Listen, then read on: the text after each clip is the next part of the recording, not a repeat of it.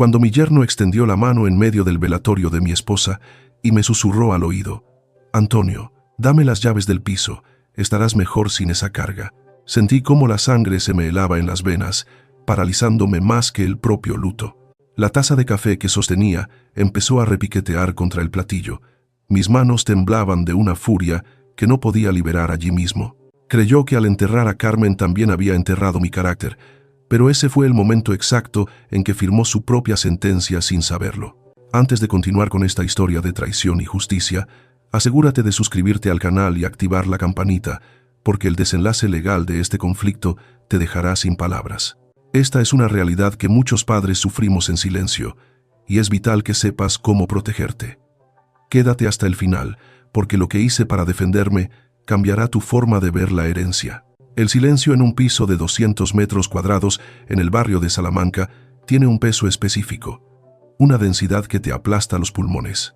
Al cerrar la puerta blindada tras de mí, dejando fuera el murmullo de los vecinos y el tráfico incesante de la calle Serrano, me di cuenta de que el silencio ya no era paz, sino ausencia. Carmen se había ido. 48 años de matrimonio, de compartir el café de la mañana, de discutir por el volumen de la televisión, de criar a Elena. Todo se había evaporado en 3 días de hospital y un infarto fulminante. Me quité la chaqueta del traje negro, sintiendo la rigidez de las articulaciones.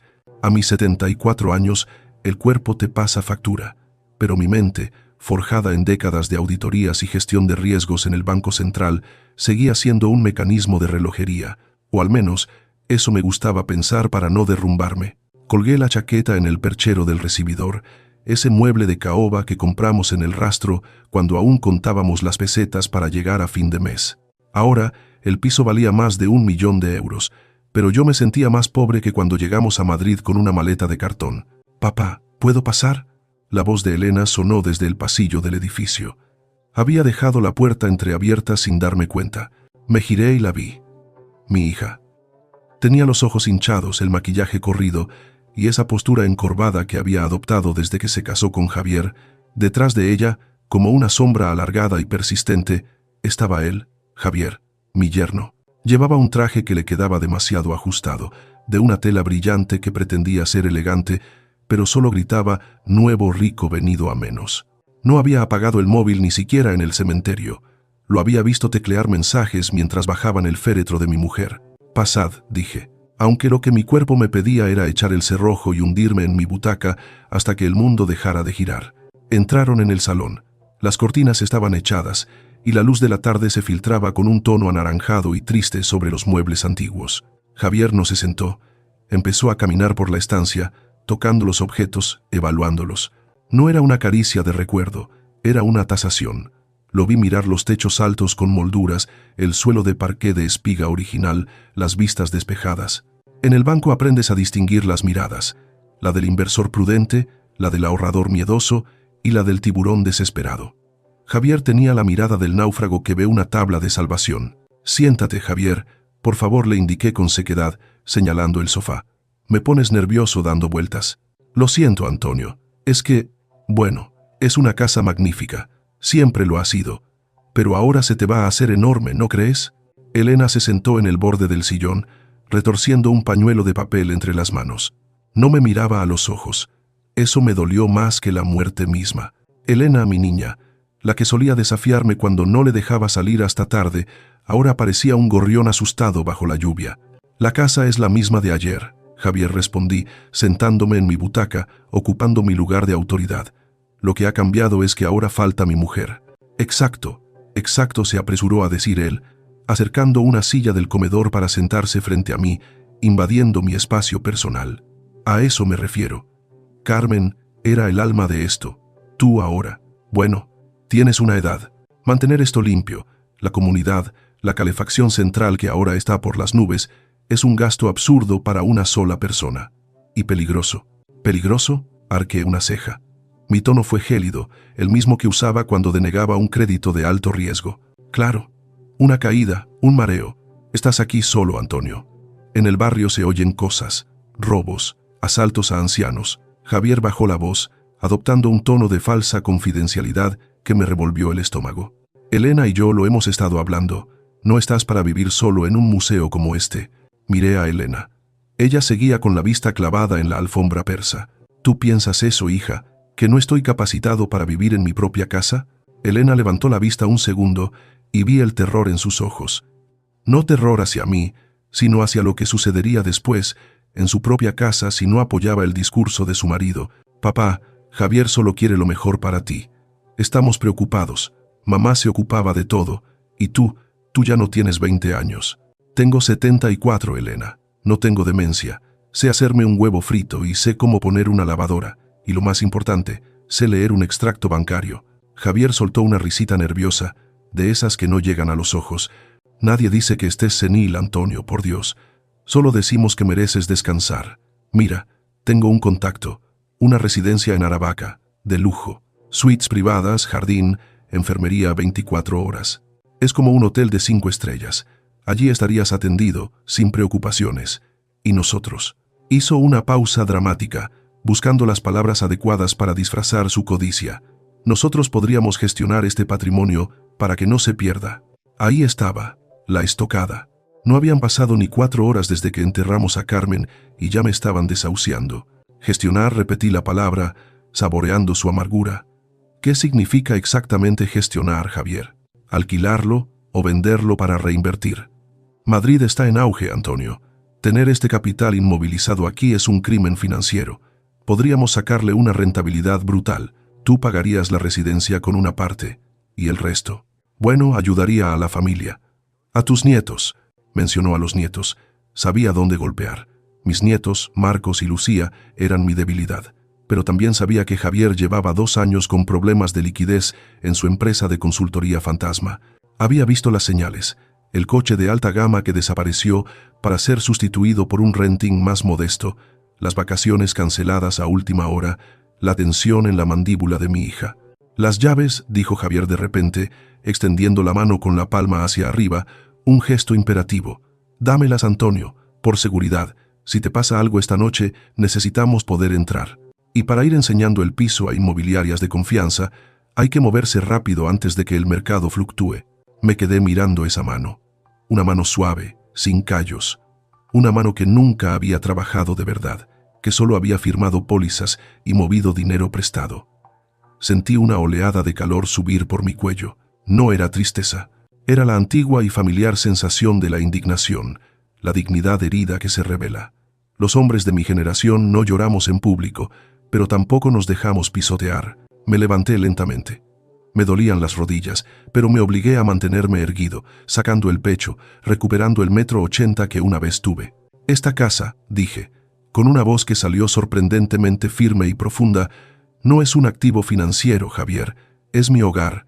Aquí están los recuerdos de mi mujer. Aquí están las marcas en el marco de la puerta de cuánto crecieron mis hijos. Mientras yo respire, esta casa no se toca. Javier retiró la mano, pero su expresión se endureció. La máscara de yerno preocupado se deslizó, dejando ver al hombre desesperado y cruel que había debajo. Estás siendo egoísta, Antonio. Estás en shock. No piensas con claridad. Elena, dile algo. Elena se levantó, temblorosa, y se acercó a mí. Me puso una mano en el brazo. Papá, por favor, piénsalo. Javier dice que la situación económica está muy mal. Si nos ayudaras con el piso. ¿Ayudaros? La miré con infinita tristeza. Elena, he pagado vuestra boda, he pagado la entrada de vuestro chalet, he pagado el colegio de los niños los últimos 3 años. ¿Ahora queréis mi techo? Es por el bien de todos, insistió Javier, levantándose y poniéndose agresivo, invadiendo mi espacio de nuevo. No seas terco. Mañana vendré con los papeles para que firmes un poder. Solo para gestiones administrativas, para facilitarte la vida. Y buscaré esas llaves. Tienes que tener copias por ahí. Fue una amenaza, velada, pero una amenaza al fin y al cabo. En ese instante comprendí que mi enemigo no estaba fuera, en las calles peligrosas de Madrid. Mi enemigo estaba en mi salón, bebiéndose mi reserva de whisky y asustando a mi hija. Caminé hacia la puerta de entrada y la abrí de par en par. El ruido del rellano rompió la tensión, pero solo un poco. Fuera, ordené. ¿Qué? Javier parpadeó, incrédulo. Que os vayáis. Quiero estar solo. Tengo que llorar a mi mujer y no puedo hacerlo con buitres volando sobre mi cabeza. Antonio, no me hables así. Javier dio un paso hacia mí, con el rostro enrojecido. Soy el padre de tus nietos. Intento salvarte de tu propia incompetencia. Estás viejo, joder. Estás solo. Fuera, repetí. Más bajo, pero más peligroso. Elena tiró de la manga de Javier. Vámonos, Javi, por favor. Está alterado. Vámonos. Javier se ajustó la chaqueta con un movimiento brusco, mirándome con desprecio. Hablaremos mañana, Antonio. Y hablaremos en serio. No voy a dejar que arruines el patrimonio de mi familia por un sentimentalismo absurdo. Salieron. Javier empujó a Elena ligeramente para que caminara más rápido. Cuando cruzaron el umbral, no esperé ni un segundo. Cerré la puerta blindada y eché los 2 cerrojos. Luego pasé la cadena de seguridad. El sonido metálico del cierre resonó como un disparo en el piso vacío. Me apoyé contra la puerta, sintiendo el frío de la madera en la espalda. El corazón me latía desbocado, golpeándome las costillas como un pájaro atrapado. Me dolía el pecho, respiré hondo, oliendo las flores de las coronas que habíamos traído del cementerio y que ahora llenaban el pasillo con su aroma dulzón y mareante. Me deslicé hasta el suelo, sentado en el recibidor, abrazando mis rodillas. Estaba solo, terriblemente solo, y por primera vez en mi vida sentí miedo. No miedo a la muerte ni a la soledad, miedo a ellos. Javier estaba desesperado, y un hombre desesperado es capaz de cualquier cosa. Querían mi casa, querían mi vida. Miré hacia el pasillo oscuro que conducía a mi despacho. Allí, en la caja fuerte empotrada detrás del cuadro de casa, estaban las escrituras, mis ahorros, mi vida entera en papel. Javier creía que yo era un viejo obstinado y senil. Creía que la batalla estaba ganada porque él tenía la juventud y la fuerza. Me sequé una lágrima solitaria que se me había escapado. Traicionera. Te equivocas, Javier, murmuré a la oscuridad de la casa vacía. Has despertado al banquero. Me levanté con esfuerzo, pero con una nueva determinación. No iba a dormir esa noche. Tenía que revisar mis cuentas. Tenía que encontrar dónde estaba la hemorragia de dinero de mi yerno antes de que intentara desangrarme a mí. La guerra había empezado, y esta casa iba a ser mi trinchera. Esa noche no dormí. ¿Cómo iba a hacerlo? Con los cerrojos echados y el silencio del piso resonando como un grito en mis oídos, caminé por el pasillo hasta mi despacho. Es la habitación más pequeña de la casa, la que da al patio interior, donde no llega el ruido de la calle Serrano, pero sí el olor a guiso de la portera y el murmullo de las vidas ajenas. Allí es donde Carmen y yo construimos nuestra vida, no con ladrillos, sino con números. Encendí la lámpara de escritorio, esa vieja flexo verde que tengo desde que entré en el banco como auxiliar administrativo. Me senté en mi sillón de cuero, que ya tiene la forma de mi espalda, y abrí la caja fuerte empotrada tras el cuadro de las Monterías. No buscaba dinero, buscaba memoria. Saqué un cuaderno de tapas duras, desgastado por los años, con el lomo reforzado con cinta adhesiva amarillenta. En la portada, con la letra redonda y perfecta de mi mujer, se leía Contabilidad doméstica 1980 hasta 2000. Lo abrí y el olor a papel viejo me golpeó más fuerte que el whisky que me había servido. Allí estaba nuestra historia, no en fotos de vacaciones, sino en columnas de Debe y Haber. Pasé las páginas hasta llegar a 1982. Recuerdo ese año como si fuera ayer. Los tipos de interés estaban al 18%. 18. Hoy, los jóvenes se quejan si el Euribor sube al 3%. Y no les falta razón, pero no saben lo que es vivir con el agua al cuello de verdad, pagando letras que se comían la mitad de mi sueldo antes de que éste tocara mi cuenta corriente. Acaricié una anotación de junio del 85. Anulación vacaciones Benidorm. Ahorro para derrama fachada. Carmen lloró ese día. Lloró porque Elena, que entonces tenía 5 años, quería ver el mar, pero no fuimos. Nos quedamos en Madrid, asándonos de calor en agosto, comiendo ensaladas y paseando por el Retiro porque era gratis, y gracias a eso pagamos la derrama. Gracias a eso mantuvimos el piso. Cada línea de ese libro era una renuncia. Abrigo nuevo Antonio, pospuesto. Cena aniversario, en casa. Coche, aguantar un año más.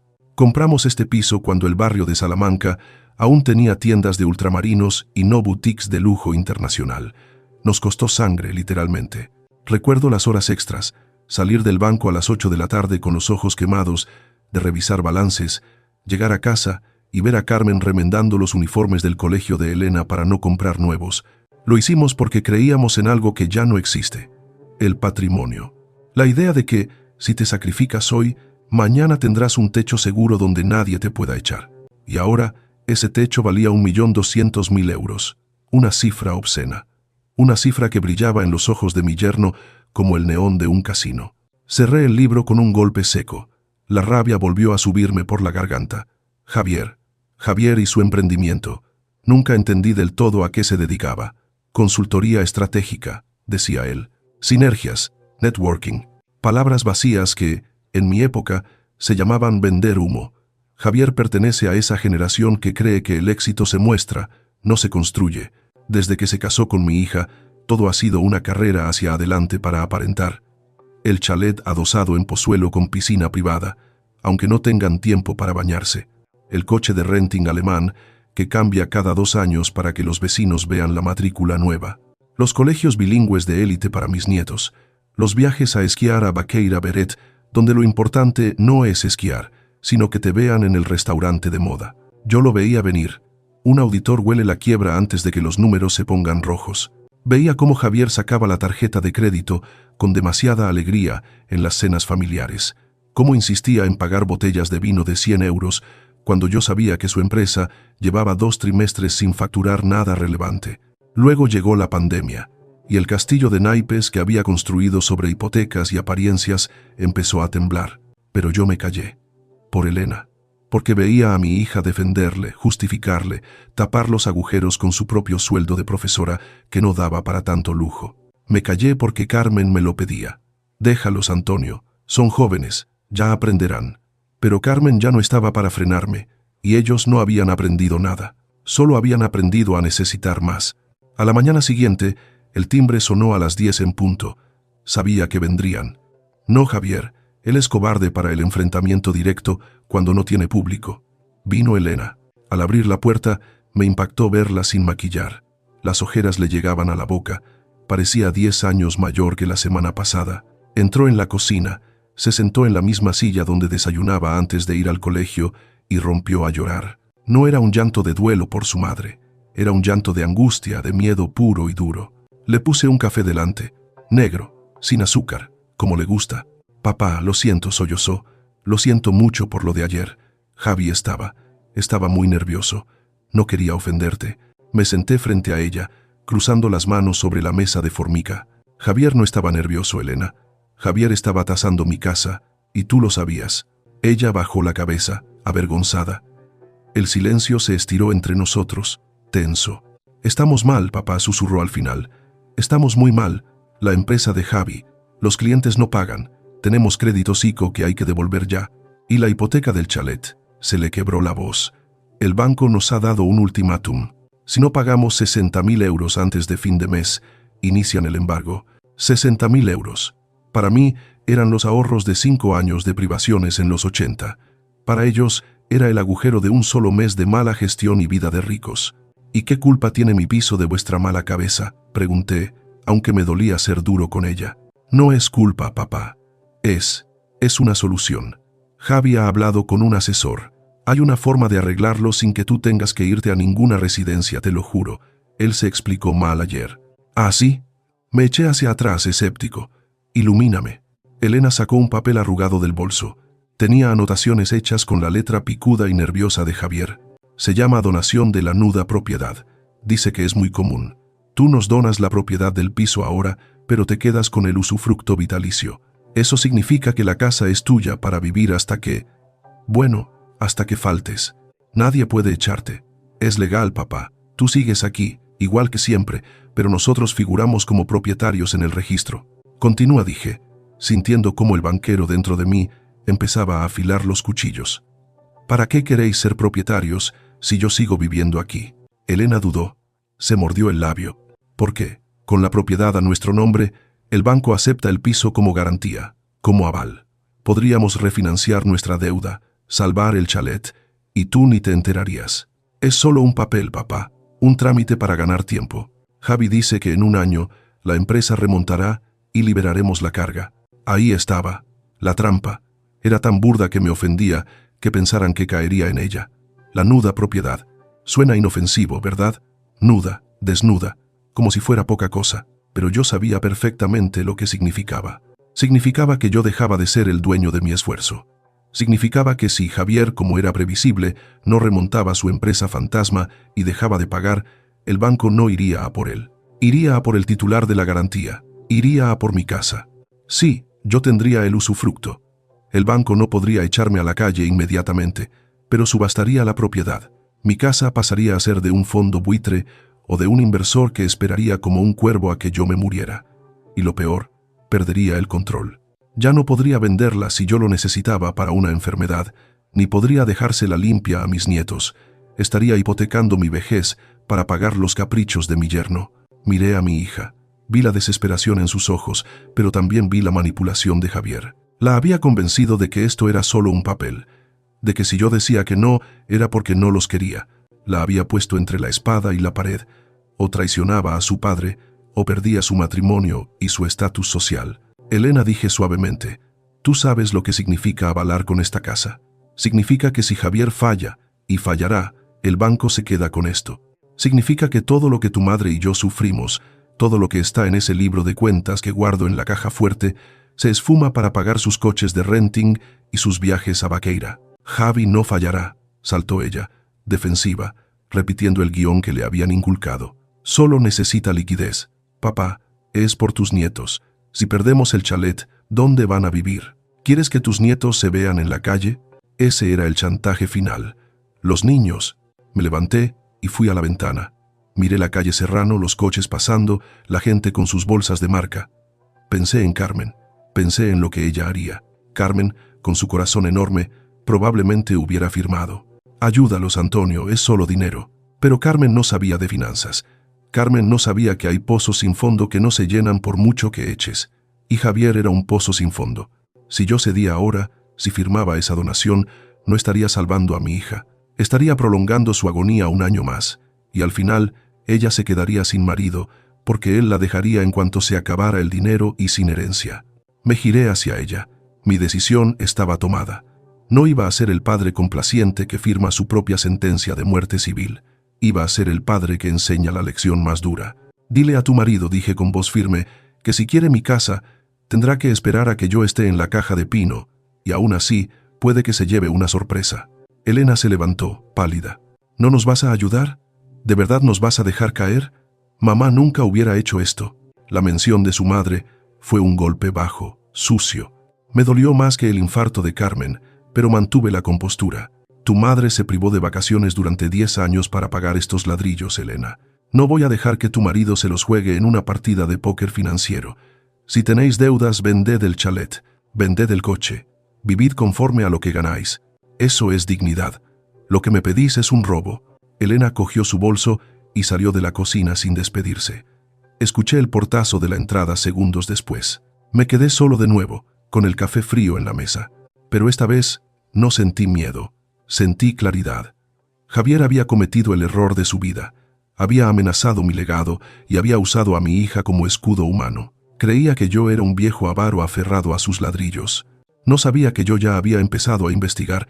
No sabía que esa misma tarde yo no iba a quedarme llorando en el sofá. Esa tarde yo tenía una cita con el registro de la propiedad y con el ASNEF. Iba a averiguar exactamente cuán profundo era el agujero de mi yerno. Y luego iría a ver a mi notario, porque si ellos querían jugar con la ley, iban a descubrir que yo escribí el reglamento. El domingo siempre había sido sagrado en nuestra casa. Incluso en los peores momentos de crisis en el banco, cuando tenía que supervisar fusiones hasta la madrugada, el domingo al mediodía, la mesa se ponía con el mantel de hilo blanco, se servía un asado o una paella y la familia era lo único que importaba. Carmen se encargaba de que fuera una tregua, un espacio de paz. Pero este fue el primer domingo sin ella, y la tregua se rompió antes incluso de que sirviéramos el vino. La dinámica había cambiado radicalmente. Javier ya no era el invitado solícito que elogiaba la comida o preguntaba por mi salud con una cortesía fingida pero tolerable. Ahora, al entrar en mi comedor, se comportaba como el dueño de una finca que viene a inspeccionar a los inquilinos morosos. Se sentó en la cabecera, mi sitio, el lugar que he ocupado durante 40 años. Me quedé de pie un segundo, con la sopera en la mano, mirándolo. Elena se dio cuenta y bajó la vista al plato avergonzada. Javier ni se inmutó. Desplegó la servilleta con un chasquido autoritario y miró el reloj.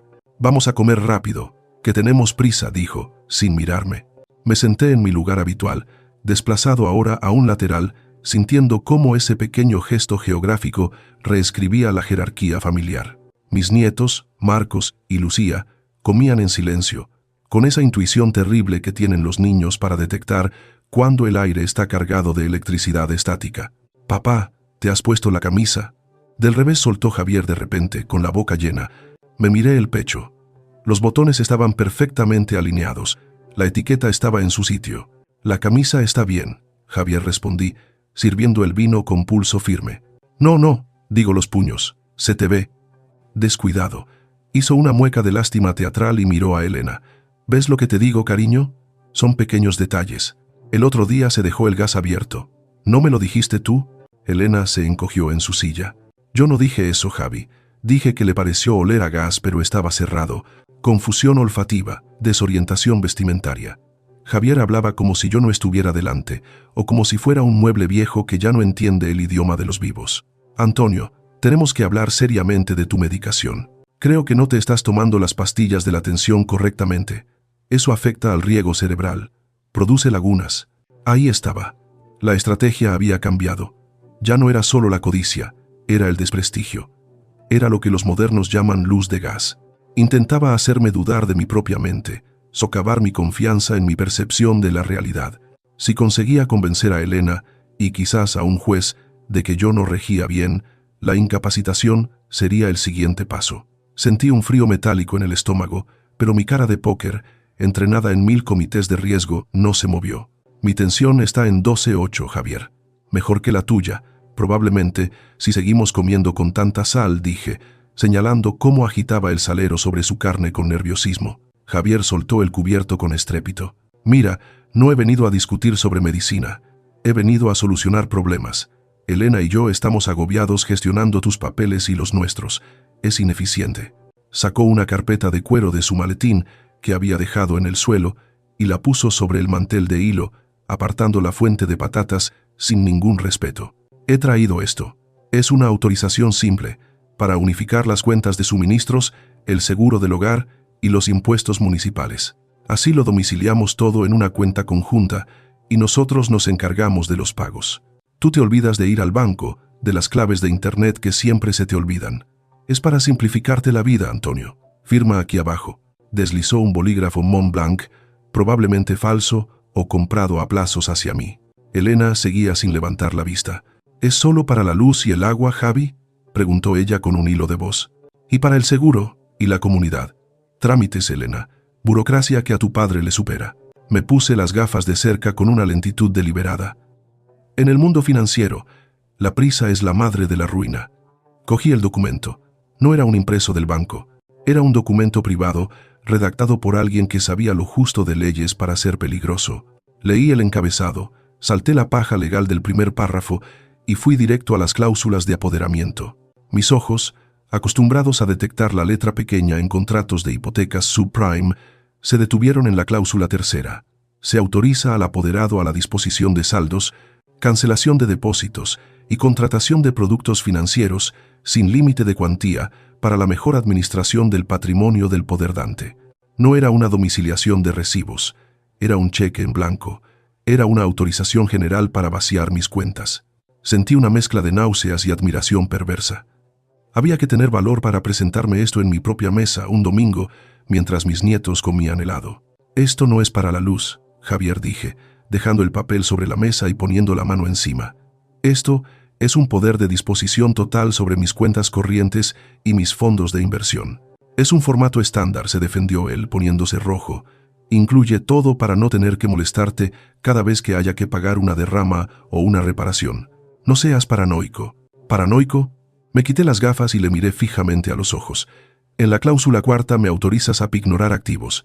¿Sabes lo que es pignorar, Elena? Significa usar mi dinero como garantía para pedir préstamos a vuestro nombre». Elena levantó la cabeza de golpe, mirando a su marido con espanto. «Javi, ¿eso es verdad? Dijiste que era solo para gestionar los recibos». Javier golpeó la mesa con el puño, haciendo tintinear las copas de cristal de Bohemia. «Estoy harto de esta desconfianza. Intento salvar esta familia. Intento modernizar la gestión de este patrimonio que se está pudriendo en cuentas al 0%, y me tratáis como a un delincuente». Se levantó, tirando la silla hacia atrás. «Tu padre no está bien, Elena. Míralo. Lee cosas que no están ahí. Ve fantasmas. Es la edad. Se llama demencia senil incipiente. Hoy es desconfianza, mañana se dejará el gas abierto y volaremos todos por los aires. El único gas que hay aquí es el que intentas vendernos tú, repliqué, sin levantar el tono, aunque por dentro estaba hirviendo. Javier agarró la carpeta con violencia. No voy a tolerar insultos en mi presencia. Vámonos, Elena, niños, al coche, ahora. Pero no hemos terminado el postre, protestó el pequeño Marcos. He dicho ahora, gritó Javier, con una vena hinchada en el cuello que parecía a punto de estallar. Elena se levantó, me dio un beso rápido y húmedo en la mejilla, un beso de disculpa, de miedo, y salió corriendo tras él y los niños. En 2 minutos, el piso volvió a quedarse en ese silencio sepulcral que ahora era mi único compañero de piso. Me quedé sentado frente a los restos de la comida. La humillación flotaba en el aire. Me había llamado demente delante de mis nietos. Había intentado robarme con una sonrisa en la cara, pero lo que más me preocupaba no era su audacia, sino su desesperación. Un hombre que intenta un movimiento tan burdo es un hombre que no tiene tiempo. Me levanté y fui al salón a buscar mi iPad. Quería comprobar si el saldo de la cuenta seguía intacto. Al intentar entrar en la aplicación del banco, la pantalla me escupió un mensaje en rojo. Acceso bloqueado por seguridad. Se han superado los intentos máximos de contraseña incorrecta. Me quedé helado. Miré la hora de los intentos fallidos, las 4 de la mañana de anoche. Javier no solo había intentado que firmara un papel, había intentado hackearme.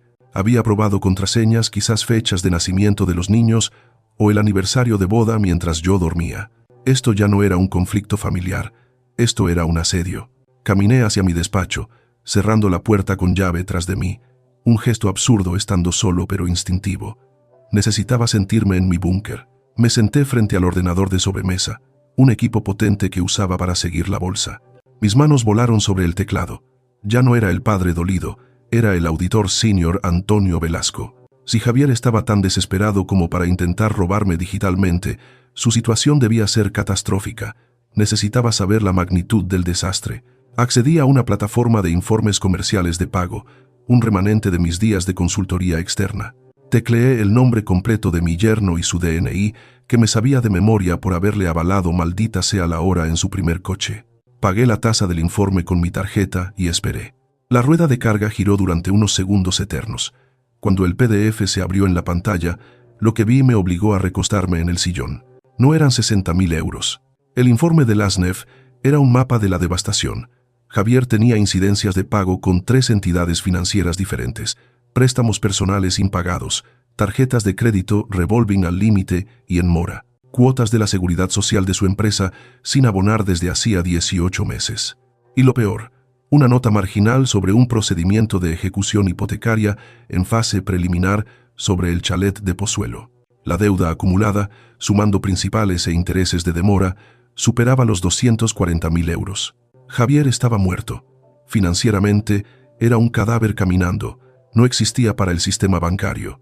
Nadie le daría ni un euro para comprar el pan, mucho menos para refinanciar nada. Su única salida, su único activo líquido accesible, era yo.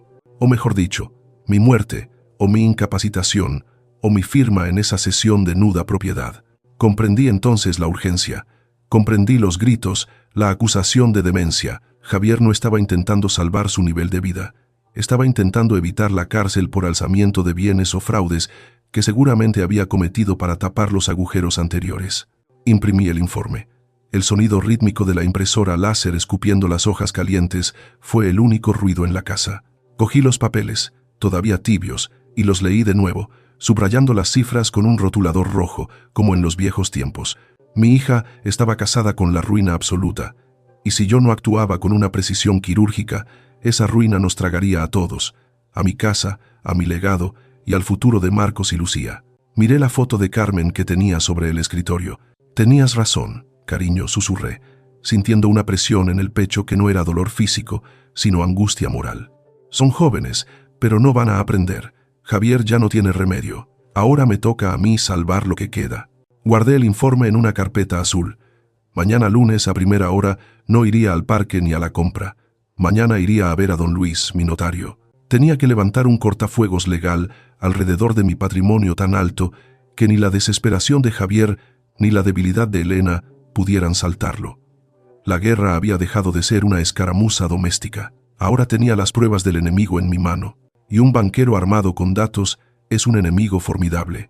Llegar a la Torre Azucena a las 7 de la mañana, no en el asiento trasero de mi sedán blindado, sino apretujado en un camión de la ruta 214 que olía a diésel quemado y desodorante barato, fue mi primera lección de realidad en 40 años. Bajé en la esquina, ajustándome la gorra de los rayados hasta las cejas, sintiendo cómo el overol azul de poliéster me picaba en el cuello con el calor húmedo de la mañana regiomontana. Ahí estaba mi edificio. 19 pisos de cristal ahumado y acero que yo había pagado con sudor, sangre y miles de kilómetros de carretera. Siempre lo había mirado con orgullo, hacia arriba, admirando cómo reflejaba el sol sobre la Sierra Madre. Pero hoy, viéndolo desde la banqueta, con una bolsa de herramientas al hombro y las botas sucias de polvo de la calle, se veía diferente. Se veía como una fortaleza inexpugnable, diseñada para mantener fuera a gente exactamente como Emilio Garza. Caminé hacia la entrada de servicio, esa puerta gris en el callejón trasero que yo había diseñado para que la basura saliera sin ofender la vista de los clientes. El guardia de seguridad era un muchacho joven, no más de 25 años, con un uniforme que le quedaba grande y la vista pegada al celular. No era de mi gente. Carlos había despedido a mi equipo de seguridad de confianza. Hacía 6 meses reducción de costes operativos. Lo llamó y lo había reemplazado por una empresa externa barata. «Buenos días, jefe», murmuré, bajando la vista y mostrando mi credencial falsa con la mano temblorosa, fingiendo la sumisión de quien necesita el sueldo para comer. El muchacho ni siquiera levantó la cabeza del TikTok que estaba viendo. Hizo un gesto vago con la mano. «Pásale, pásale». Entré. Así de fácil. La seguridad que costaba millones al año fue burlada por un overol sucio y la indiferencia de un empleado mal pagado. El olor a fabuloso de lavanda me golpeó en cuanto crucé el umbral.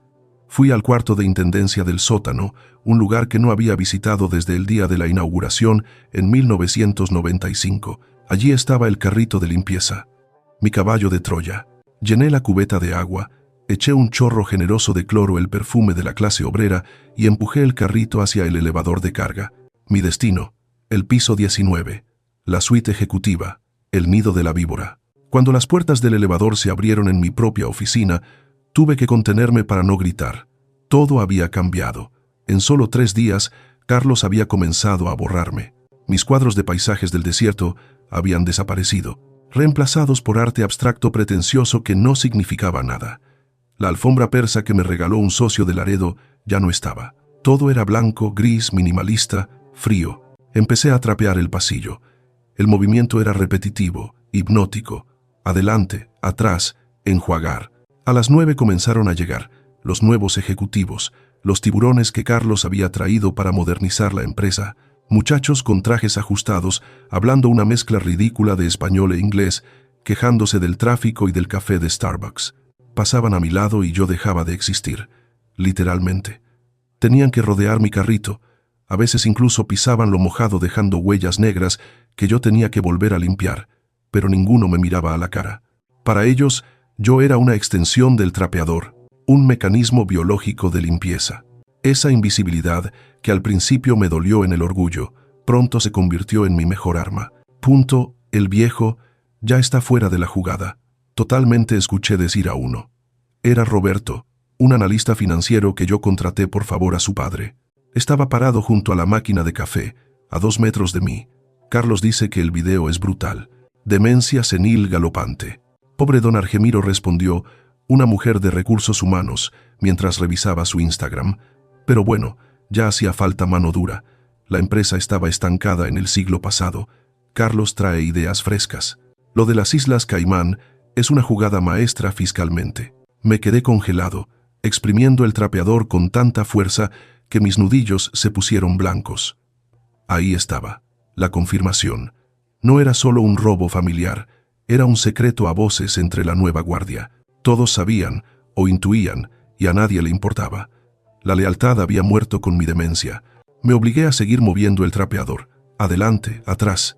Si me detenía, si levantaba la vista y les gritaba, todo se acababa. Tenía que ser un fantasma. A las 11 de la mañana, entré al baño de hombres de la suite ejecutiva.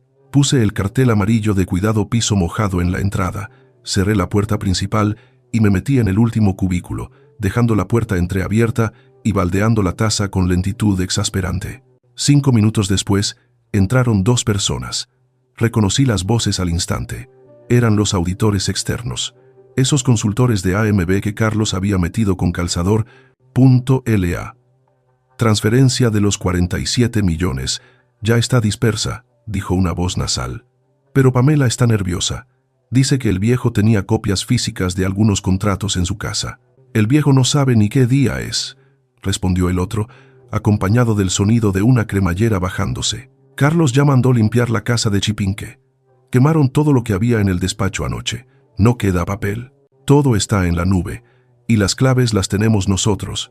Y la junta extraordinaria del viernes es un trámite. Con el diagnóstico médico del doctor Hinojosa se declara la interdicción y Carlos asume el control total del fideicomiso. A las 8 de la tarde del viernes, Logística Azucena deja de existir y nace Grupo CAC. Grupo CAS. Suena bien. Moderno. Salieron riéndose, lavándose las manos apenas por 3 segundos. Cuando la puerta se cerró, salí del cubículo. Me miré en el espejo, igual que había hecho en la casa de seguridad. Esta vez no vi a un anciano, ni a un conserje. Vi a un hombre que acababa de recibir las coordenadas exactas del bombardeo. Viernes, 8 de la tarde. Tenía 4 días. Salí al pasillo. Necesitaba más. Necesitaba pruebas físicas. Las palabras de baño no sirven en un juzgado. Necesitaba números, firmas, fechas. Fue entonces cuando lo vi. Carlos salió de mi antigua oficina, ahora su oficina. Caminaba rápido, hablando por su iPhone, gesticulando con esa arrogancia que siempre confundió con liderazgo. Llevaba el traje azul marino que le regalé cuando se graduó de la maestría. «Pamela», gritó, sin importarle quién escuchara. «Necesito los estados de cuenta de la offshore impresos para mi archivo personal antes de la comida, y asegúrate de triturar los borradores. No quiero errores de principiante». Pasó a mi lado. Estuvimos a menos de medio metro. Sentí la estela de aire que desplazó al caminar. Olía a Santal 33, esa colonia cara que está de moda, mezclada con el olor agrio del estrés. Mis ojos estaban clavados en las botas de seguridad baratas que yo llevaba puestas. Mi corazón golpeaba contra mis costillas como un martillo neumático. Bum, bum, bum, tan fuerte que temí que él pudiera escucharlo. Se detuvo. El tiempo se congeló. Vi sus zapatos italianos de piel lustrada detenerse justo frente a mi trapeador húmedo. «Oiga», dijo, su voz dirigida a mí. No levanté la cabeza. Me encogí de hombros, manteniendo la postura encorvada de quien lleva años cargando cubetas. «Este piso está muy mojado», ladró. «Séquelo bien. Si alguien se resbala y demanda, se lo descuento de su sueldo». «Sí, patrón», murmuré con voz rasposa, fingiendo un acento más cerrado, más de rancho. Carlos soltó un bufido de desprecio y siguió caminando hacia el elevador. Cuando las puertas de acero se cerraron tras él, tuve que apoyarme en la pared para no caer. Me temblaban las piernas, pero esta vez no era miedo. Era una mezcla volcánica de alivio y odio puro. Me había tenido enfrente, a su propio padre, al hombre que le enseñó a andar en bicicleta, y no me había visto. Solo vio un uniforme sucio. Esa ceguera iba a ser su ruina. Esperé a que Pamela, su secretaria y cómplice, saliera a comer. Sabía que lo haría a las 2 en punto. Esa muchacha era un reloj para sus descansos, pero descuidada para todo lo demás. La vi salir con su bolso de marca, taconeando hacia el elevador, riendo con el celular en la oreja. El piso quedó en silencio. La mayoría estaba comiendo. Deslicé mi carrito hasta la puerta del cubículo de Pamela. Estaba cerrada, pero los conserjes tenemos llaves maestras. Esas llaves que nadie controla, porque ¿quién va a querer robar basura? Entré. El escritorio era un caos. Papeles, tazas de café a medio terminar, maquillajes.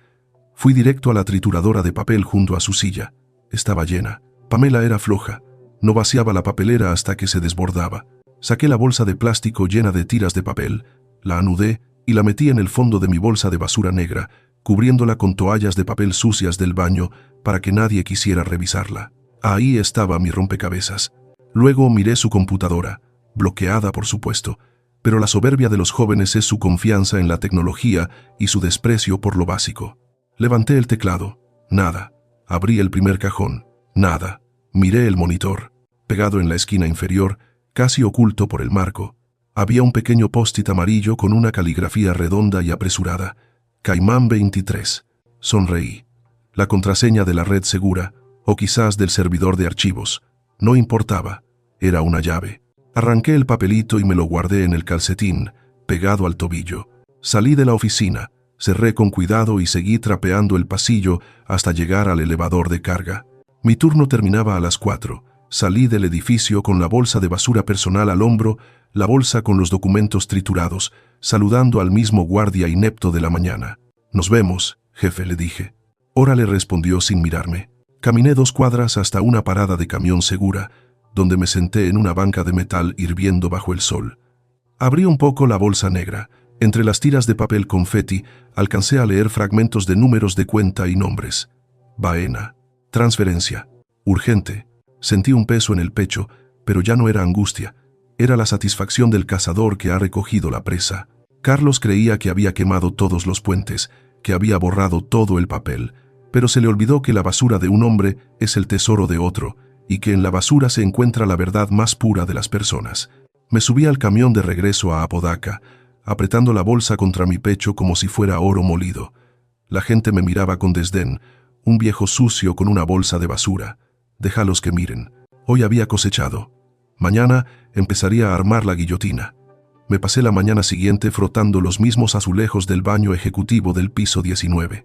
A esas alturas, el olor a cloro ya no era un aroma externo, sino algo que emanaba de mis propios poros, como si el disfraz de Emilio Garza se me estuviera injertando en la piel. Había puesto el cartel amarillo de cerrado por mantenimiento en la puerta principal, una barrera de plástico endeble que, sin embargo, en el mundo corporativo es más efectiva que un muro de concreto. Los ejecutivos no cruzan líneas amarillas, les da miedo mancharse los mocasines.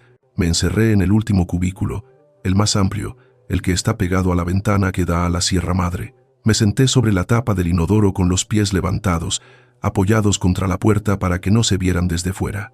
Era una posición ridícula para un hombre que había cenado con presidentes, pero la guerra es ridícula antes de ser heroica.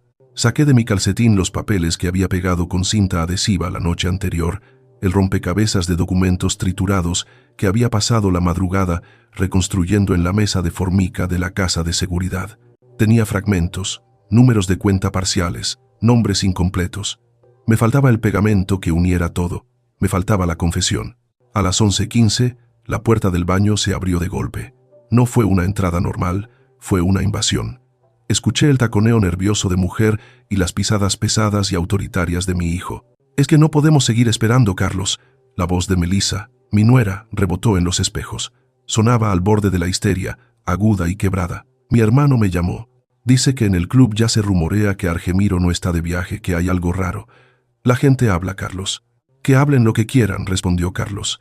Escuché el sonido del agua corriendo en el lavabo, no para lavarse las manos, sino para hacer ruido, una vieja táctica para evitar micrófonos que yo mismo le enseñé. ¡Qué ironía!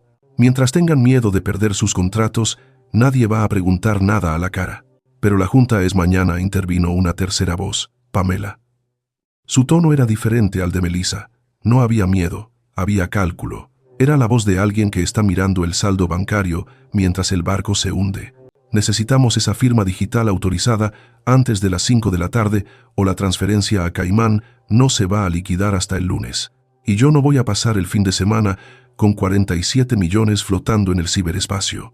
Apreté los dientes en la oscuridad de mi cubículo. Ahí estaba el número, 47 millones. No eran pesos.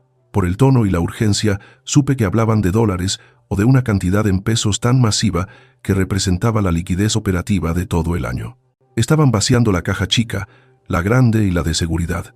«Tranquilas», dijo Carlos. Hubo un silencio, y luego el sonido inconfundible de alguien inhalando con fuerza. «¿Cocaína? No me sorprendería. La soberbia necesita combustible. El viejo está neutralizado». El doctor Hinojosa me confirmó que la dosis del Lorazepam en el café de la última semana fue generosa. Su cerebro es puré de papa ahora mismo. Incluso si lograra salir, cosa imposible, nadie le creería. ¿Vieron el video? Se ve patético. Sentí una punzada en el estómago, un dolor físico agudo.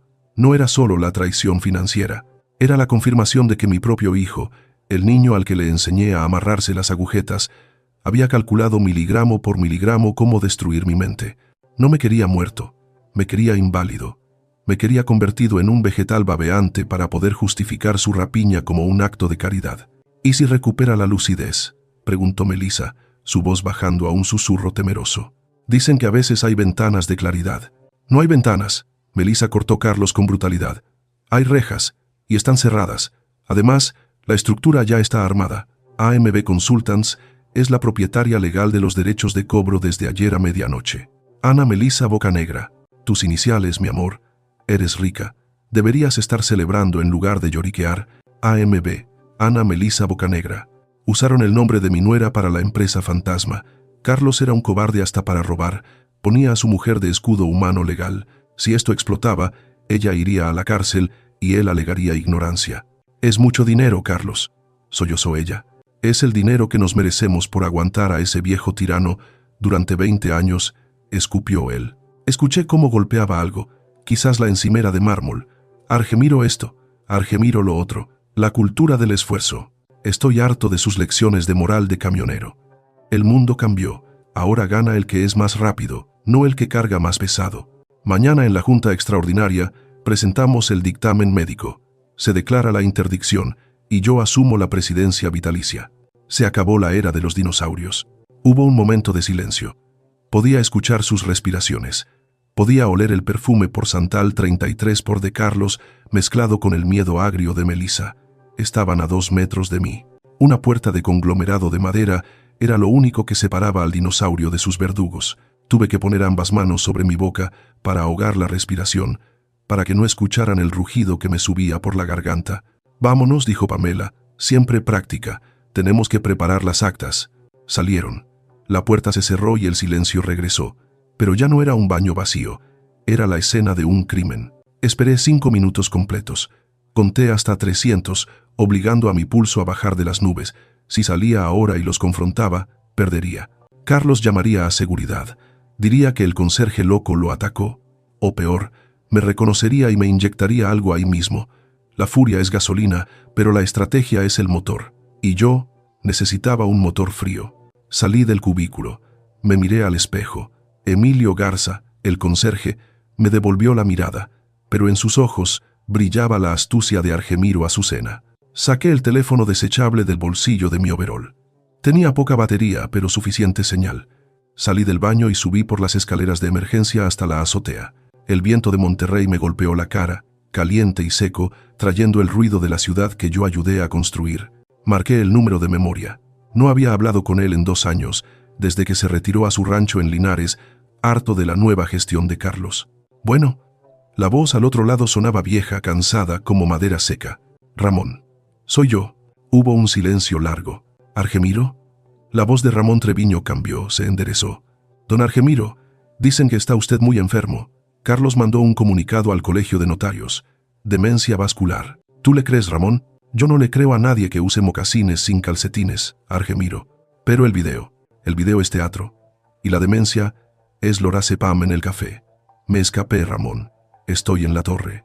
Escuché una risa rasposa al otro lado, una risa que terminó en tos. Viejo zorro. Sabía que no te podías ir sin pelear. ¿Qué necesitas? Necesito una trampa, Ramón. Legal, irreversible. Mañana tienen una junta extraordinaria para declararme interdicto y robarse 47 millones a través de una tal AMB Consultants. Necesito que estés ahí. No me dejarán entrar. Carlos me tiene en la lista negra. Entrarás. Porque vas a entrar conmigo. Pero no necesito solo tu presencia.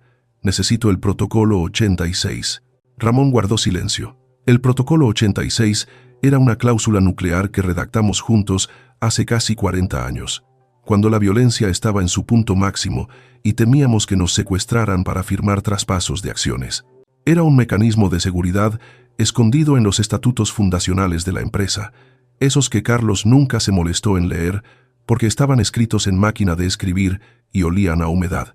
El protocolo 86 requiere presencia física del fundador y evidencia de coacción, dijo Ramón, su voz ahora afilada como una navaja de rasurar, y requiere que el fundador esté en pleno uso de sus facultades. Si llegan con un médico, tengo las pruebas de la coacción, tengo los papeles triturados, tengo la confesión de viva voz y sobre mis facultades. Mañana me haré un toxicológico privado antes de la junta. Quiero que llegues con un notario público de tu entera confianza, alguien que no se asuste con los gritos, y Ramón, trae a la fiscalía. ¿A la fiscalía? Argemiro, Eso es meter al diablo en casa. Carlos es tu hijo. Si haces esto, no hay vuelta atrás. Irá a la cárcel. Miré hacia el horizonte, hacia la bruma de contaminación que cubría la ciudad. Pensé en Carlos inyectando veneno en mi café. Pensé en Melissa llorando por el dinero, no por mí. Pensé en los 47 millones que representaban el sueldo de mis camioneros, el aguinaldo de mis mecánicos, el futuro de familias enteras que dependían de que Logística Azucena fuera una empresa decente. No tengo hijo, Ramón dije, y la frase me supo a ceniza en la boca. Tengo un parásito, y los parásitos se arrancan. Entendido, don Argemiro. Mañana a las 7:30 de la tarde en el lobby llevaré la artillería pesada. Colgué. Rompí el chip del teléfono y lo tiré al vacío. Me quedé un momento más en la azotea, mirando mi imperio desde arriba. Ya no se sentía mío. Se sentía como un campo de batalla. Bajé las escaleras de nuevo hacia el sótano. Tenía que terminar mi turno. Tenía que trapear el lobby. Tenía que ser invisible 24 horas más. Esa noche, en la casa de seguridad de Apodaca, no dormí. Me senté en la mesa de formica con los fragmentos de papel y el post-it de la contraseña. Comencé a dibujar un diagrama. No era un diagrama empresarial, era un plano de demolición. Carlos creía que estaba construyendo su futuro sobre mi tumba. No sabía que estaba cavando la suya. La arquitectura de su caída estaba completa y los cimientos eran de mentiras. Mañana yo sería el terremoto. Me preparé un café soluble con agua del grifo. Me supo a gloria, me supo a libertad, y por primera vez en semanas mi mano no tembló al sostener la taza. Estaba listo. Viernes, 7:55 de la tarde. El pasillo de servicio del piso 19 estaba en silencio, solo roto por el zumbido constante de los servidores en el cuarto de máquinas. Yo estaba parado frente a la puerta de caoba de la sala de juntas, con la mano apoyada en el manubrio de mi carrito de limpieza. Mi corazón latía lento, pesado, como un tambor de guerra marcando el paso de una marcha fúnebre. No estaba nervioso. Los nervios son para los que tienen duda. Yo solo tenía certeza. A través de la puerta doble, a pesar del aislamiento acústico que costó miles de dólares, podía escuchar la voz de mi hijo. Tenía ese tono grave y performativo que usaba cuando quería venderle humo a los inversionistas extranjeros. Es una tragedia familiar, decía, y la pausa dramática que hizo me revolvió el estómago. Pero como líderes, debemos separar el dolor de la responsabilidad operativa. Ajusté mi gorra de los rayados. Me aseguré de que mi mascarilla cubriera bien mi nariz y boca. Revisé que el USB negro estuviera en mi bolsillo derecho y el folder Manila en el izquierdo. Miré mis botas de trabajo, gastadas y sucias, contrastando con la alfombra inmaculada del pasillo. Era la hora. Empujé la puerta. No pedí permiso. No toqué. Simplemente entré empujando el carrito de plástico gris, las ruedas chirriando agudamente sobre el piso de mármol de la entrada antes de tocar la alfombra de la sala. La escena que me recibió era digna de una pintura renacentista de traidores. Los 9 consejeros estaban sentados alrededor de la mesa ovalada. El aire acondicionado estaba tan frío que calaba los huesos, una morgue de lujo para mi legado. Al fondo, Carlos estaba de pie junto a la pantalla de proyección, con un puntero láser en la mano. En la pantalla gigante había una imagen que me hizo detener el paso por un segundo. Un escáner cerebral, con manchas rojas y zonas oscuras resaltadas digitalmente. Arriba, en letras negritas, Argemiro Azucena. Diagnóstico: demencia vascular severa, atrofia cortical. Carlos se detuvo a mitad de una frase. Todos giraron la cabeza. 9 pares de ojos me miraron con una mezcla de molestia y confusión. Para ellos, yo no era una persona. Era una interrupción sanitaria. Un error en la matrix de su perfección corporativa. «Oiga», ladró el asistente de Carlos, un muchacho peinado con gel que se levantó de su silla en la esquina. «No puede entrar aquí. Estamos en sesión privada». Ignoré al muchacho. Seguí empujando el carrito. Rechinido, silencio, rechinido. Avancé hacia la cabecera de la mesa, hacia la luz del proyector. «¡Seguridad!», gritó Carlos, visiblemente irritado, golpeando el puntero contra su palma. «¿Quién dejó entrar a este imbécil? Sáquenlo inmediatamente». Llegué hasta el centro de la sala, justo frente a la pantalla, bloqueando la imagen de mi supuesto cerebro podrido, con mi cuerpo enfundado en el overol azul barato. El haz de luz del proyector me pegaba en la espalda, proyectando mi sombra alargada sobre la mesa de caoba, cubriendo los papeles y las botellas de agua Evian. Me detuve. Solté el carrito. Lentamente, con la calma de quien tiene todo el tiempo del mundo, me llevé la mano a la gorra. Disculpen la interrupción, caballeros, dije. Mi voz salió rasposa, pero clara. No era la voz de Emilio Garza. Era la voz que había negociado contratos en la frontera cuando estos hombres todavía jugaban con carritos de madera. El silencio en la sala cambió de textura. Pasó de la molestia a una tensión eléctrica. Carlos dio un paso atrás, entornando los ojos. Me quité la gorra y la dejé caer sobre la mesa. Mi pelo blanco, revuelto y sin peinar, brilló bajo las luces halógenas. Luego, me quité los lentes de fondo de botella que me mareaban. Los dejé junto a la gorra. Finalmente, desenganché la mascarilla de una oreja, luego de la otra, y dejé que cayera al suelo. Levanté la vista. El sonido que hizo Pamela, sentada a la derecha de Carlos, fue como el de un animal herido, un gemido ahogado que se le atoró en la garganta. Se le cayó el iPad de las manos y el golpe contra la mesa sonó como un disparo. Carlos se puso blanco, no pálido, blanco cadavérico. El color drenó de su rostro tan rápido que pensé que se iba a desmayar. Abrió la boca, pero no salió ningún sonido, solo un aire vacío. Sus ojos iban de mi cara a mi overol sucio, incapaces de procesar la imagen. Su padre, el magnate, vestido como la persona que limpia sus inmundicias. «Papá», susurró finalmente. Su voz era la de un niño que acaba de romper un jarrón valioso, temblorosa y pequeña. «Buenas noches, señores», dije, mirando a cada uno de los consejeros a los ojos. Algunos, como Roberto Maldonado, bajaron la mirada avergonzados. Otros, los nuevos, me miraban con horror, como si estuvieran viendo a un fantasma. Lamento el retraso. El tráfico en el camión de la ruta 214 estaba pesado. «Papá». Carlos intentó recuperar la compostura, forzando una sonrisa que parecía una mueca de dolor. «Papá, ¿qué haces aquí? ¿Por qué vas vestido así?». Se giró hacia los consejeros, extendiendo las manos. «Señores, por favor». Esto es exactamente de lo que hablaba. Es un episodio disociativo. No sabe quién es. Se vistió de conserje. Es la demencia. Por favor, no lo miren, es indigno. Dio un paso hacia mí, con esa falsa suavidad de enfermero de psiquiátrico. «Ven, papá, vamos a sentarnos. Estás confundido. El doctor Hinojosa está en camino». «Si das un paso más», Carlos, dije, sin levantar la voz, pero con un tono tan frío que vi cómo se le erizaba el pelo de la nuca, «te juro por la memoria de tu madre que te rompo la mano aquí mismo». Se congeló. Metí la mano en el bolsillo de mi overol. Vi cómo los ojos de Pamela se dilataban, quizás pensando que sacaría un arma. En cierto modo, lo hice. Saqué el USB negro que había recuperado de la basura de su lealtad. Caminé hacia la laptop que controlaba la presentación, apartando al asistente con un empujón de hombro que casi lo tira al suelo. Desconecté su presentación de PowerPoint llena de mentiras médicas. La pantalla gigante se fue a negro por un segundo. Conecté mi USB. «Dices que tengo demencia», hijo, dije mientras tecleaba. Mis dedos, viejos y manchados de grasa, se movían con precisión sobre el teclado. «Dices que mi cerebro es puré, que no puedo manejar mis propios asuntos». La pantalla se encendió de nuevo. No había escáneres cerebrales, había correos electrónicos, cientos de ellos. «Yo digo que no tengo demencia», me giré hacia la mesa, apoyando los nudillos sobre la madera pulida. «Tengo evidencia». El primer documento que apareció proyectado fue la constitución de la empresa por AMB Consultants en las Islas Caimán. Fecha de registro: hace 3 días. Beneficiaria final: Ana Melisa Bocanegra. ¿Les suena familiar?, pregunté a la sala. Nadie respiraba. Es curioso, porque Logística Azucena transfirió 47 millones de pesos a esta consultora fantasma ayer por la mañana. Concepto: asesoría estratégica. Carlos parecía estar teniendo un derrame cerebral en tiempo real. Se agarraba al borde de la mesa para no caerse. Eso es un error, tartamudeó. Es una inversión. Es capital de riesgo.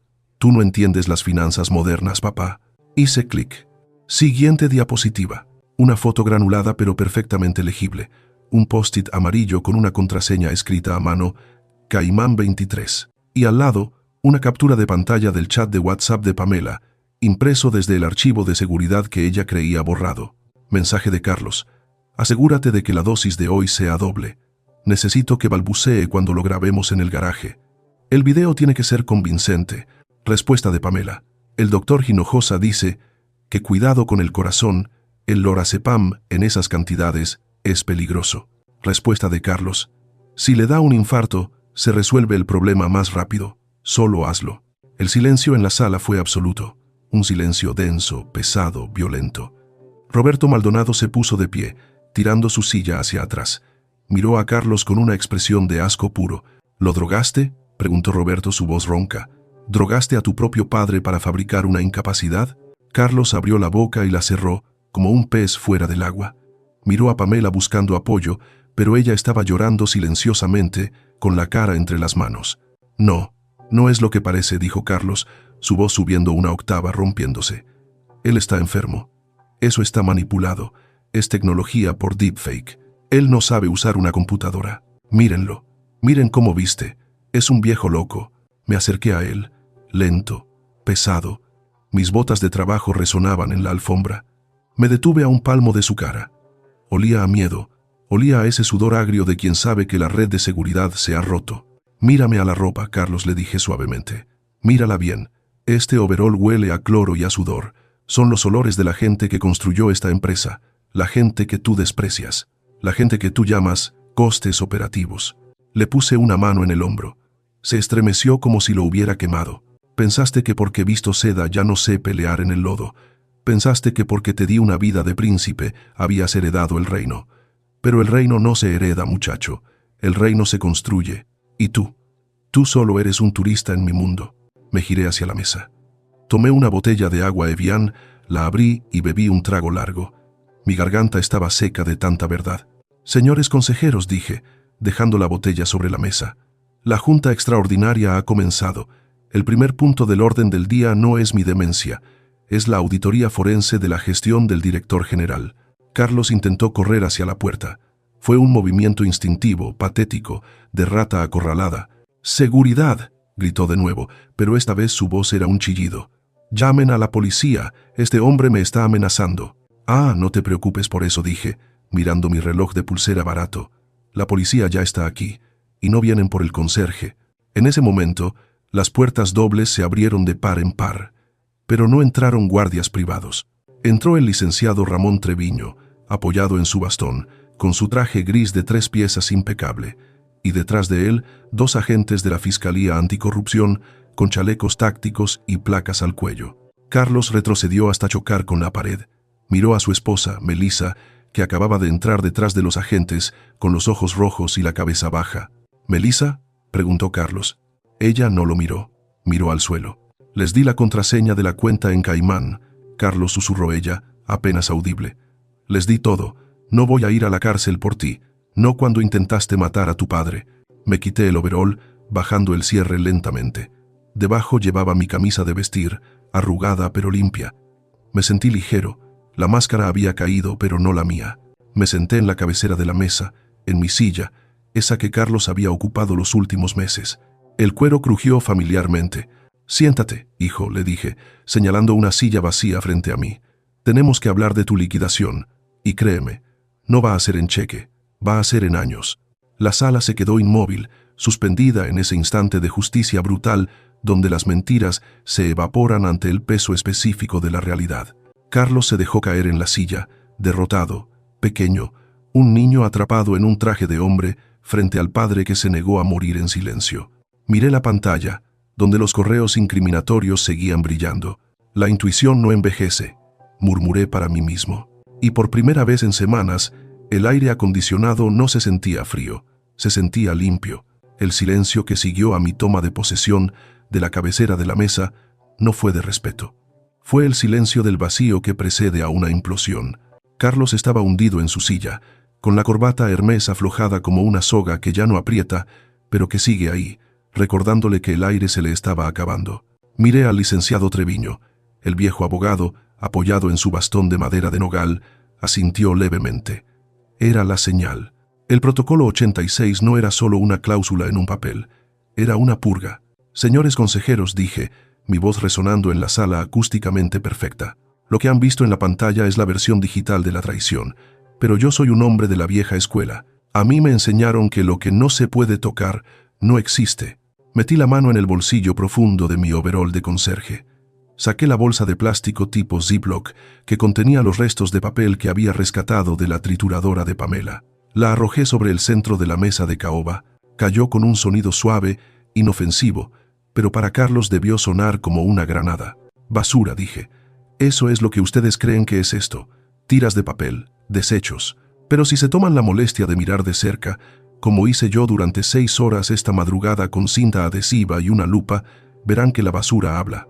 Señalé el montoncito de papel confeti reconstruido. Ahí están los borradores de las transferencias a las Islas Caimán. Ahí están las notas manuscritas de Pamela practicando mi firma.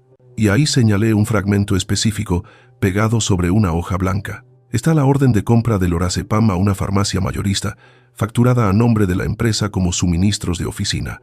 Pamela soltó un sollozo ahogado. Roberto Maldonado, el consejero más antiguo y leal, tomó la hoja con mano temblorosa.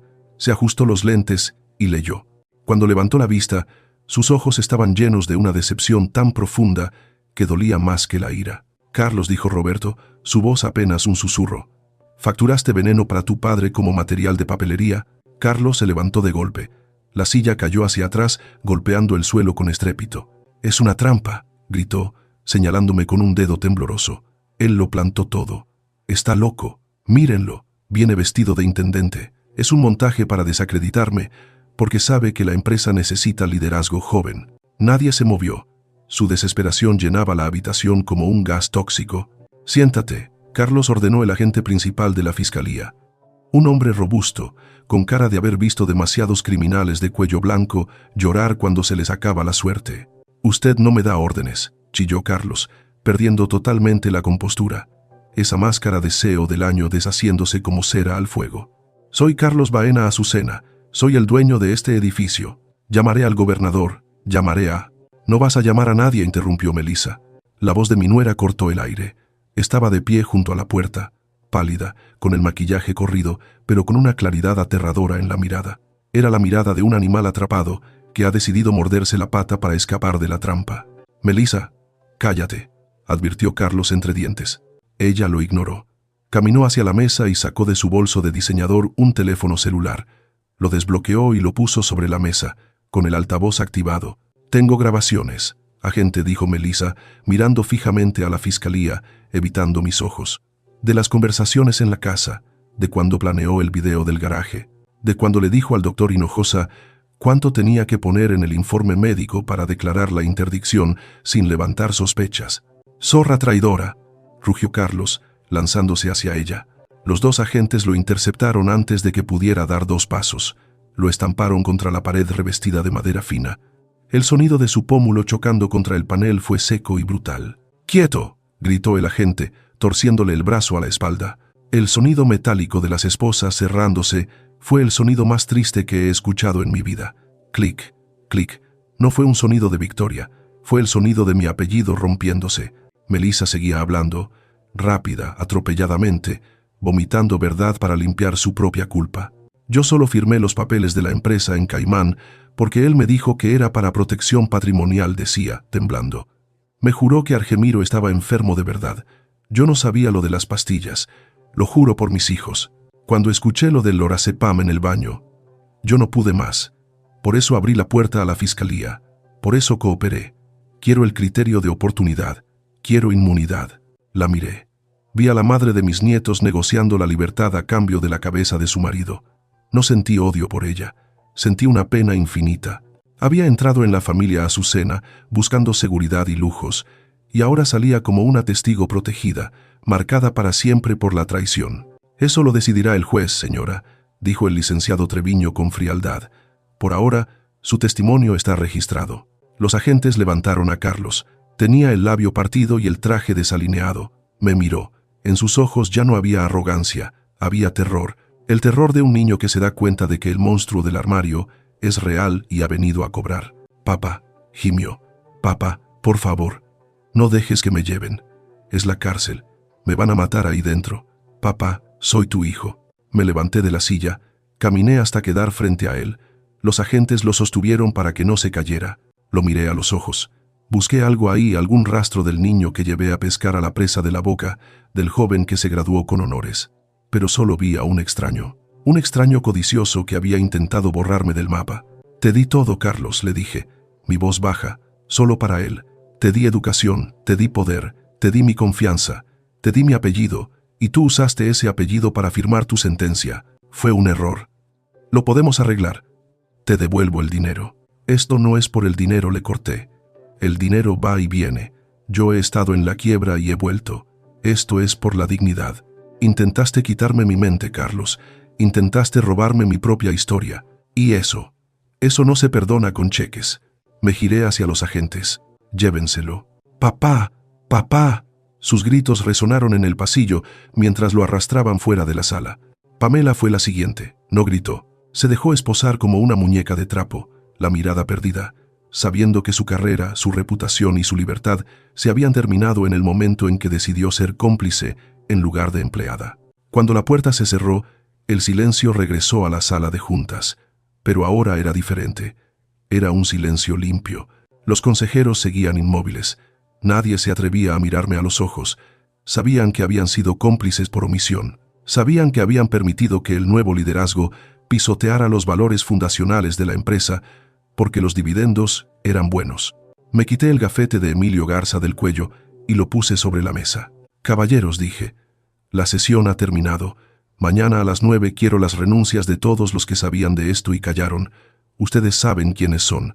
No me hagan señalarlos. Salí de la sala. Caminé por el pasillo central, ese mismo pasillo que había trapeado horas antes siendo invisible. Ahora cada cabeza se giraba.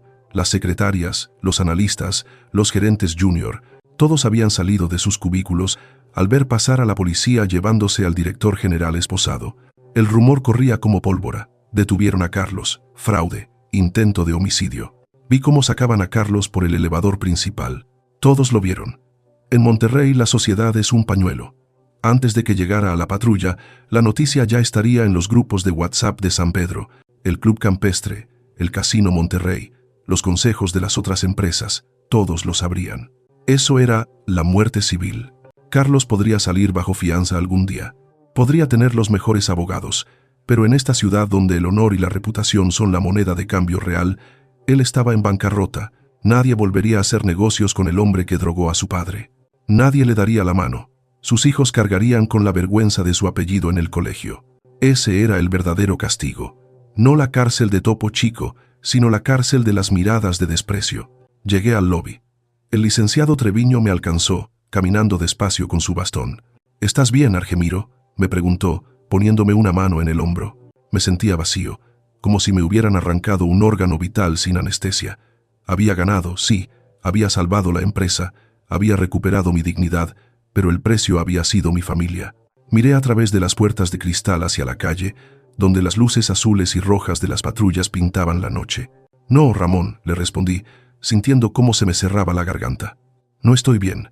Hoy enterré a mi hijo, no al cuerpo, sino al hombre que yo creía que era, y ese entierro no tiene flores ni luto, solo tiene vergüenza. Hiciste lo que tenías que hacer. La justicia es fría, compadre. Sí, asentí, apretando los puños dentro de los bolsillos de mi pantalón de vestir que asomaba bajo la camisa. La justicia es fría, pero el invierno que viene para esta familia va a ser muy largo. Me di la vuelta. No quería ver cómo subían a Carlos a la patrulla. No quería esa última imagen. Prefería quedarme con la imagen del túnel, de la oscuridad donde encontré la fuerza para hacer esto. Vamos a casa, Ramón, dije. Tengo que cerrar un túnel, y tengo que empezar a buscar un heredero que no lleve mi sangre, pero que tenga mis valores. Salimos a la noche de Monterrey, dejando atrás la torre Azucena, que seguía brillando imponente, ajena al drama humano que acababa de purgar sus cimientos. La empresa estaba a salvo, don Argemiro estaba a salvo, pero el padre se había quedado llorando en silencio en aquel baño del piso 19, donde escuchó la verdad que le rompió el corazón para siempre. Han pasado 6 meses desde aquella noche en la torre Azucena, y si algo he aprendido en este tiempo, es que el silencio tiene diferentes calidades. Existe el silencio de una mansión vacía en Chipinque, ese silencio frío y hermético que huele a cera para muebles y a soledad no deseada. Y luego está este silencio, el de mi patio en Apodaca, roto solo por el canto de los grillos y el ruido lejano de un camión urbano frenando en la avenida. Este es un silencio vivo, un silencio que no me juzga, que simplemente me acompaña. Hoy firmé los últimos papeles. La mansión se vendió esta mañana. Se la vendí a un empresario joven, de esos que hicieron fortuna con criptomonedas y aplicaciones que no entiendo. Le cobré 38 millones de pesos, ni un centavo menos. Cuando recorrimos la casa por última vez, Él acariciaba las paredes de mármol como si fueran trofeos. «¡Qué lugar, don Argemiro, qué historia!», me decía. Yo solo asentía, pensando que las casas, como las personas, guardan secretos que no salen en las escrituras. Él compró los muros, pero yo me llevé la paz. Ojalá tenga mejor suerte con los ecos que dejé ahí dentro. Con ese dinero no me compré un yate, ni un departamento en Miami. Hice lo que Guadalupe hubiera querido. Constituí el Fondo Guadalupe Azucena para la justicia laboral. Fue mi manera de pedir perdón por los pecados de mi hijo. La primera beneficiaria fue Leonor Sánchez. Cuando le entregué el cheque en mi pequeña cocina de Apodaca, la mujer lloró. No eran lágrimas de tristeza, eran de alivio puro, de ese que te quita 10 años de encima. Carlos la había despedido sin un peso después de 23 años de lealtad, solo porque ella se atrevió a cuestionar una factura inflada. «Don Argemiro», me dijo ella, «yo pensé que usted se había olvidado de nosotros». «Nunca, Leonor», le respondí. «A veces uno se pierde en la niebla, pero siempre se vuelve al camino». Verla salir de mi casa con su dignidad restaurada valió más que cualquier dividendo trimestral que haya cobrado en mi vida. Pero el paso más difícil no fue vender la casa ni repartir el dinero. Fue soltar el timón. La semana pasada convoqué a Roberto Maldonado a esta misma casa. Roberto llegó en su auto modesto, trajeado pero sin pretensiones, con esa mirada seria de quien sabe que los negocios son responsabilidad, no juego. Nos sentamos bajo el techo de lámina del patio trasero. «La empresa es tuya», Roberto le dije, sirviéndole un vaso de limonada. Él casi tira el vaso. «Don Argemiro, yo solo soy el director financiero interino. Usted es el alma de logística Azucena». «El alma ya está cansada», muchacho, le contesté, mirando mis manos, que ahora tenían tierra bajo las uñas por cuidar mis tomates. Y aprendí la lección más dura que un padre puede recibir. La sangre es un accidente biológico, pero la lealtad es una elección moral. Tú te levantaste en esa junta cuando nadie más lo hizo. Tú cuestionaste el veneno. Eso te hace más, hijo mío, que el que lleva mi apellido. Le firmé el traspaso de poderes. No le regalé nada. Le vendí las acciones a un precio justo, pagadero a 20 años con el rendimiento de la misma empresa. Quería que le costara, porque lo que no cuesta, se desprecia. Carlos nunca entendió eso. Carlos creyó que heredar era merecer. Ahora, Roberto dirigirá el barco. Yo me quedo como presidente honorario, que en idioma de retiro significa «llámame solo si el edificio está en llamas». De Carlos sé poco, y prefiero que siga así. Sé que está en el penal de Apodaca esperando juicio. Sé que Melissa negoció su libertad y se fue a Houston con mis nietos. A veces, en las noches malas, me duele el hueco de su ausencia. Me duele pensar en el niño que cargué en hombros. Pero luego recuerdo la frialdad de su voz en el altavoz, el sabor amargo del lorazepam en mi boca, y el dolor se convierte en una cicatriz dura. No voy a visitarlo, no por rencor, sino por salud mental. Hay puentes que, una vez quemados, no se pueden volver a cruzar sin quemarse los pies. Su muerte civil fue absoluta. En Monterrey, el apellido Baena se pronuncia ahora en voz baja como una advertencia. Ayer realicé el acto final de esta transición. Regresé a la mansión una hora antes de entregar las llaves al nuevo dueño. Llevaba conmigo a 2 albañiles de confianza, gente del barrio y varios costales de cemento rápido. Bajamos al sótano. Ahí estaba la estantería metálica, movida hacia un lado, revelando la puerta de acero que me salvó la vida. El túnel. Esa garganta oscura que conectaba mis 2 mundos. «¿Qué hacemos, jefe?», me preguntó uno de los albañiles. «Tápalo», les dije. «Del lado de aquí. Quiero un muro de concreto armado, que parezca que nunca hubo nada». Vi cómo levantaban la pared, ladrillo a ladrillo, mezcla a mezcla. Vi cómo la entrada a mi refugio desaparecía para siempre de la vista de los habitantes de esa casa. El nuevo dueño nunca sabrá que bajo sus pies existe un camino a la libertad. Para él, será solo un muro de carga más. Cuando terminaron, el sótano volvió a ser solo un sótano. Pero yo sabía la verdad. Regresé a Apodaca al atardecer. Entré a mi casita de seguridad, que ahora es simplemente mi hogar. Fui al cuarto del fondo. Levanté la alfombra vieja y abrí la trampa del suelo que da acceso al otro extremo del túnel. Ahí estaba la puerta de este lado, cerrada. Metí la mano en el bolsillo y saqué la llave de hierro antigua. La sopesé en mi palma. Pesaba como pesan las decisiones importantes. Podría haber sellado ambos lados. Podría haber llenado el túnel de tierra y olvidado que existió. Hubiera sido lo poético, lo simbólico.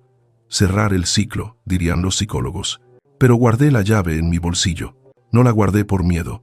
No la guardé porque piense que Carlos va a escapar y venir por mí. La guardé porque ese túnel es mi recordatorio.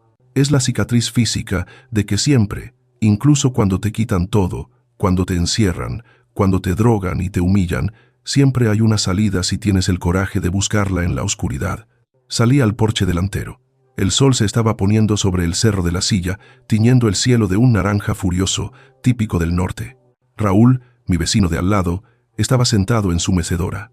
Es un mecánico jubilado, un hombre de pocas palabras y manos manchadas de aceite que nunca se quita del todo. «Buenas tardes, vecino», me saludó, levantando su taza. «¿Gusta un café? Es de olla, con canela». Sonreí. Una sonrisa real que me llegó a los ojos. «Claro que sí, Raúl». Me senté en la silla de mimbre junto a él. Me sirvió el café en una taza de barro despostillada. El vapor me golpeó la cara, oliendo a piloncillo y a especias. Le di un sorbo. Quemaba, pero era un calor bueno. «Se le ve tranquilo hoy, don Argemiro», dijo Raúl, mirando la calle donde los niños jugaban fútbol con una botella de plástico. «Lo estoy, Raúl, lo estoy».